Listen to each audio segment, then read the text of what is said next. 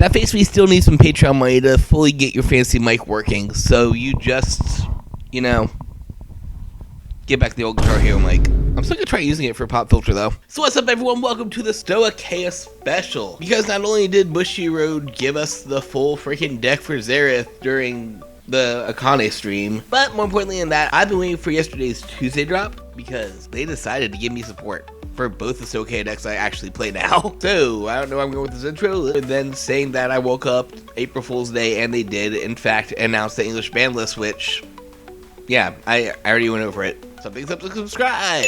Alright, so yeah, we're gonna do this one first. I do not care. I know you're probably all here for Zerith because that's the main portion of the deck, but before y'all click away, I want to go over the Nannaclir card. I don't care. I want to go over the Nannaclir card first. We have a new Paradise unit. The one who went to Paradise Philadelphia. No question that you guys that were at BCS Philly a couple weeks ago. You were in Paradise. You got two effects. First of all, a little familiar. A lot of decks are getting cycles kind of like this. If you're World of Stray Guardian, this cost is reduced by Soul Blast 1 when it's placed on rearguard from deck or hand. If you have a Vanguard with Paradise in its name, Soul Blast 1, check your top 7, reveal a card with Nannaclir in its name or the order that I will never pronounce correctly. From among them, reveal it, put it into hand, and shuffle deck. So this is pretty standard. We're seeing a lot of decks that have, like, if you're the Vanguard, search for your thing in top 7. Real good. The turn 2 means this is an early game card. I know Nannaclir suffers a lot from not being able to do anything till turn 3 because once you Stray Guard, your world explodes. So you still being able to do this for Soul Blast 1 on turn 2. Pretty good, pretty solid. I like it. What's more important though? Second effect, the one that's down there. Okay, now I'm down there. Cost, rearguard. Put this card into Soul until the end of the turn when you would perform one of the abilities of the order. Perform 2 instead of 1. Real quick refresher, I'm going to put the card on the screen right now. So, Sedum Fleur gets you have your choice of 2 different skills.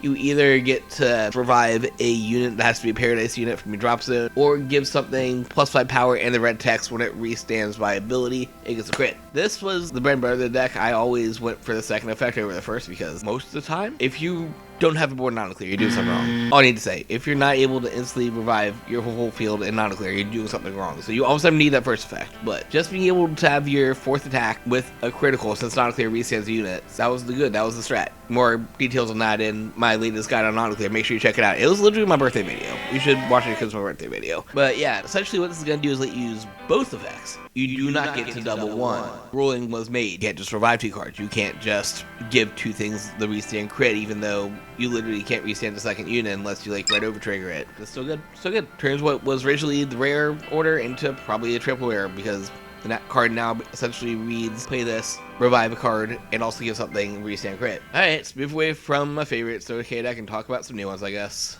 We have Zerith here, the evil Berucrea, the counterpart to, well, Berucrea. This is going to be a Phildea Fantome deck. I don't believe they have one yet, which is great because it did drop a cycle for them. This is just your standards, you know, pay the cost, get a moon, then it works kind of like a gun cycler. This one's from Darkseas. We appreciate that.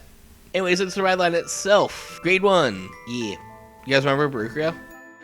You get these 3 orders, and if you just play one from hand, you draw a card. That's the thing. Even these orders are literally the exact same orders from Berucrea, just with new art for Zerith, I guess. Anime Twins, put the funnies up. I wasn't on the grade 1 for that entire slide, but there you go. Moving on to grade 2. This is, well, I mean, it's a Phantom deck. The Phantom deck has to have some sort of way to add moons, I guess. I don't know. When it is read upon by Zerith, search your deck or damage zone for up to 1 either Grand Magic or Crimson Moon card. Put in your drop zone. And if you search your deck, shuffle. If you put a card from your damage zone and put your top card from deck into damage zone, you get red text. You can play 2 orders this turn and cannot play orders with the same name as the order that you played this turn until end of turn. So basically you just, you know, search for any of your Grand Magics or any of your freaking, moon card. Put them in drop zone where they belong, and then you can do like damage swap before from damage zone, or yeah, that's pretty much the only swap you have to do. Red text.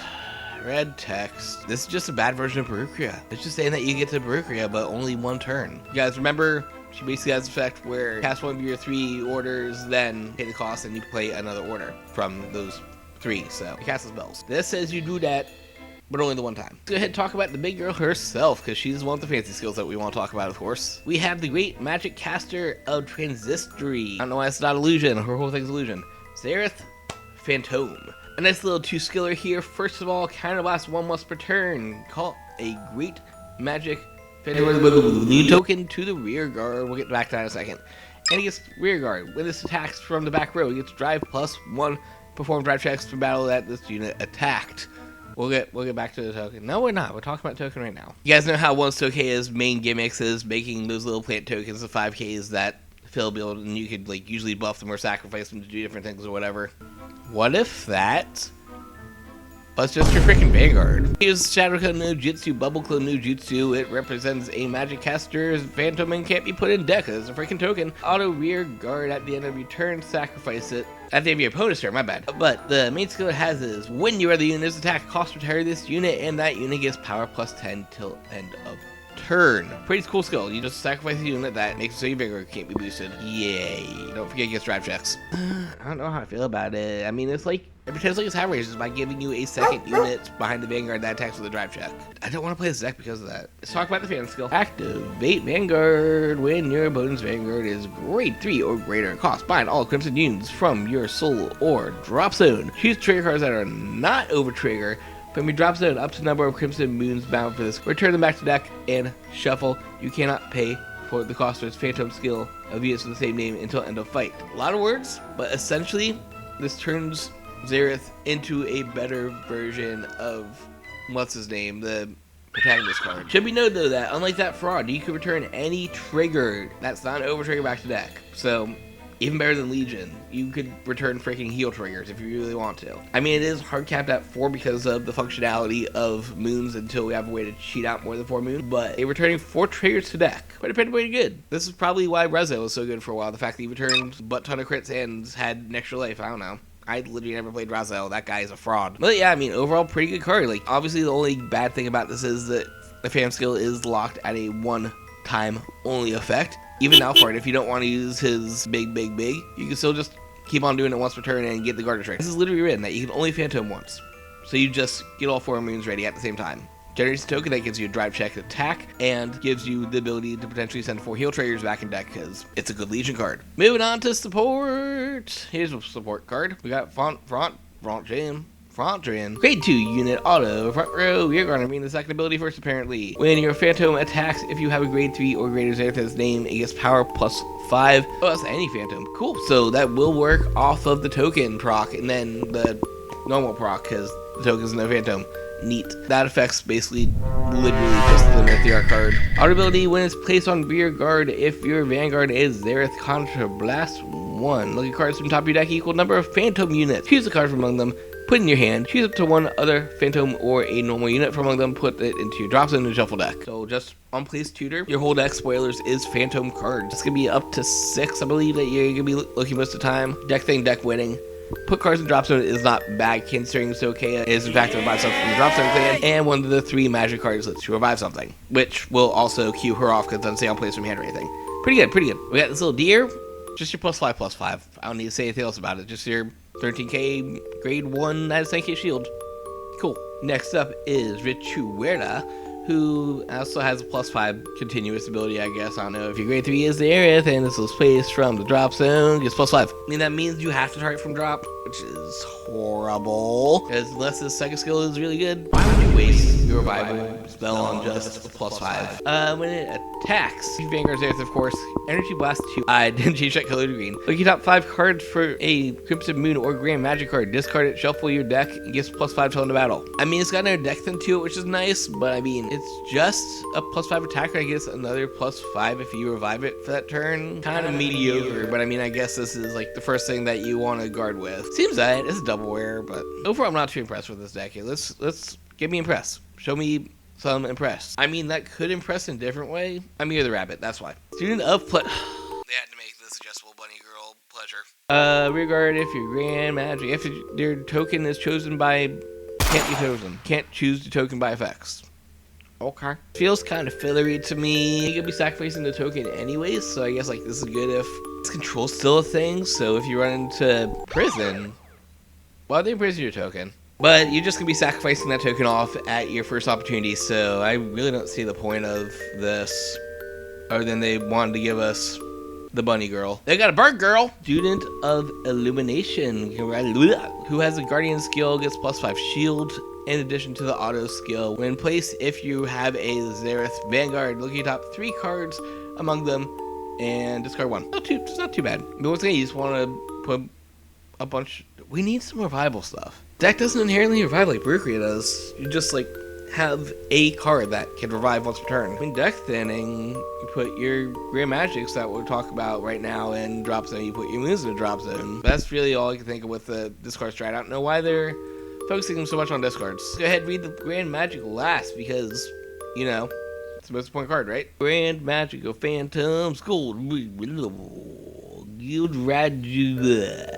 At least I can kind of pronounce this one. Continuous ability, order ability. Continuous first because, you know, it's kind of a funny. This card cannot be bound other than its own ability, and if you're Zerith, then, you know, to treat this as a Crimson Moon when revealed from the deck or whatever. Gimmick is gimmick, but spoilers, you're gonna be casting this from a drop zone a lot, so that's how you do it. Because from the order ability, where you going? This card can be played from drop zone, like I just said. If your Vanguard is Zerith, plays cost with cost Soul Blast 1. Find this card, and your Vanguard gets red text. All of your Phantom units get power +5. If your bind zone has 3 or more Phantom, these things, power +10 instead of +5 until end of turn. Did they just mean to make this mediocre? In all honesty, all you're doing is +5 in your field, maybe +10 it if you've played 3 of these. I don't want to say power up skill is bad, it's like numbers or whatever, and shield value is huge. The most benefit you get off this is your Vanguard column because neither one gives boost, so you have 2 18Ks that get a drive check or whatever, and then some power to your field, I guess, but this is just 4 attack deck. This is a Hound Razor 4 attack deck. Comparison time, even Hound Razors has the ability to just buff up its own units beyond this would be. I don't know, it just feels mediocre to me. I don't know what I'm missing. Comment down below what am I missing. While you're down there, make sure to subscribe. Real quick deck overview time before I talk about a better card to finish things off. We're essentially looking at a 4 attack deck that has 3 drive checks, a unit that can retire itself to give you Vanguard some shield, Grand Magic that buffs with the Phantom skill that lets you return 4 triggers back to deck. I mean, that part's good. That's part's good. The returning triggers back deck is solid. That's why Legion is like one of the most skilled formats, but if we're doing that, I'd rather play like freaking Dayusha than this deck. Just saying. Other than I really don't know what the gimmick is. I have to be missing something. This deck feels like a nothing burger to me. And of course I'll be testing it, but I was immediately in love with Berucrea's design and playstyle. This, not so much, and it's supposed to be essentially the twin to Berucrea. They're like both the students or whatever. Let's talk about Berucrea card. I need some chewing up. Let's talk about the last card of the day, which is in fact Berucrea Support. Elf Girl. So we have the Affinity Hunter Sybillone. I'm just a little too small. There we go. Sylbios, who has 2 different abilities. First of all, auto when it is discarded from your deck during your turn, or discarded by hand from a magic effect from your order zone during your turn. If you got grade 3 Berucrea in its name, and all of your rear guards have different names than this thing, you may call this to rear guard.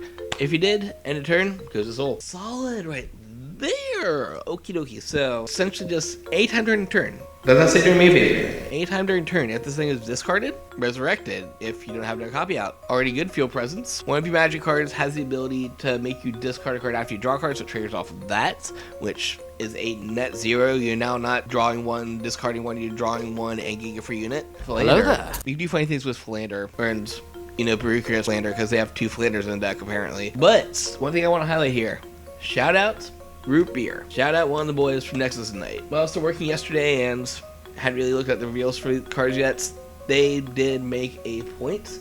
There is a grade 2 that on attack, check top 3 and discard a card. This changes off that. I mean, it is a bad gimmick because it's only a top 3 and like have fun finding this in your top 3 filter. But just the fact that it's there and you have the option to maybe have a 5th attack, shout out. This deck was a hard locked at 4 before, and this could combo you into your 5th. You may not get the best numbers out of, but I mean, the sequence saying maybe you don't boost first attack against +5, or like Berucrea's ability to pass some power ups to it, and then do that column first. Berucrea, get your drive checks, pass some drives onto her if you need be. I can see the vision. Maybe not the best. We still need to cook with it, but like, I can see the vision. Good job, Root Beer, for coming up with the thing while it's still at work. And then the other ability to round things off, if you have a Berucrea grade 3, it gets boost. Okay. You have better boosters in the deck. I just went over, you have 2 different copies of Philander. I mean, 10k boosters always solid, I don't know. So, that is the actual end of the reveals for today, ladies and gentlemen. Make me big.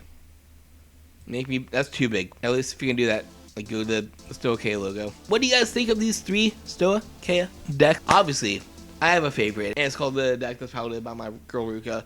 But like, honestly, this season's twins, they have a story arc, and they have some fun decks that is better. Make sure, of course, to comment your opinions down below, and while you are there, maybe hit subscribe. We are so close to 400 as I record this, and maybe if you really enjoy what I'm doing, drop me a tip on Patreon. You could give me $1 if you think that what I'm doing here is cool. Maybe a little more if you want to give my dog some treats or have your name on the credits. This is where we'd have your name on the credits, but I don't have anybody here. Till next time, thank you guys for watching. Can't wait to start printing some proxies out and test these decks out in action. And always embrace the infinite. God, the audio is probably horrible. Guitar Hero mic, ladies and gentlemen. Literally old school PS2 Guitar Hero mic.